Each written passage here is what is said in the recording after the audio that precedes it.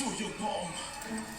យើងមានមហិទ្ធិឫទ្ធិអាចឲ្យរង្វាន់ដល់ឯងដែលឯងស្មានមិនដល់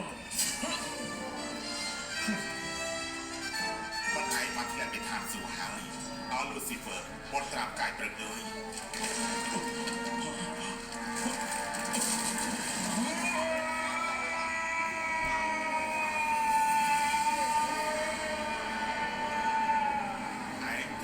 ទម្លាក់ចូលទៅដីនគរទន្សោយដោយសារតែឯងពេលនេះ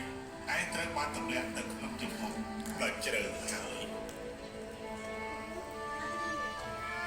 ហេតុអីក៏លូស៊ីហ្វឺធ្វើបែបនេះគេស្មានថាគេអាចខ្លាចខ្លួនបានដូចជាព្រះ